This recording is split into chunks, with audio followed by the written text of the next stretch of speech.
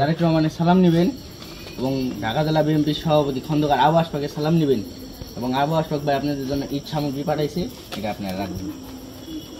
দেশনেত্রী বেগম খালেদা জিয়া ও তারেক রহমানের সুস্থতা ও দীর্ঘায়ু কামনায় ঢাকার দোহারে অসহায় ও দুস্থদের মাঝে ঢাকা জেলা বিএনপির সভাপতি খন্দকার আবু আশফাকের পক্ষে ঈদ উপহার সামগ্রী বিতরণ করা হয়েছে। শনিবার দিবাগত রাতে দোহার পৌরসভা ছাত্রদলের সাংগঠনিক সম্পাদক শেখ মোহাম্মদ সায়েদের নিজ উদ্যোগে বাড়ি বাড়ি গিয়ে শতাধিক পরিবারের মাঝে এই ঈদ সামগ্রী বিতরণ করা হয়। এ সময় উপস্থিত ছিলেন দোহার পৌরসভা ছাত্রদলের নেতাকর্মীগণ। ঢাকা জেলা বিএনপির সভাপতি খন্দকার আবু আশফাক ভাই এবং ঢাকা জেলা ছাত্রদলের সাধারণ সম্পাদক শফিকুল ইসলাম নীরব ভাইয়ের পক্ষ থেকে যে ঈদ সামগ্রী পাঠাইছে এবং তারেক রহমানের জন্য দোয়া করবেন, বেগম খালেদা জিয়ার জন্য দোয়া করবেন।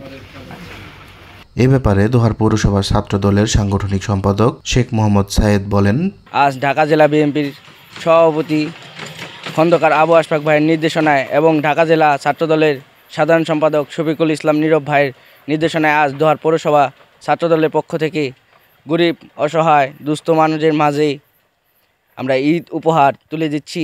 আমি দোহার পৌরসভা ছাত্রদলের সাংগঠনিক সম্পাদক শেখ মোহাম্মদ সাইদ। অনেকেই আছে যে হাত পাততে পারে না বা কেউর কাছে বলতে পারে না, তাদের ঘরে ঘরে পৌঁছে দেওয়াই হচ্ছে ছাত্রদলের মূল উদ্দেশ্য।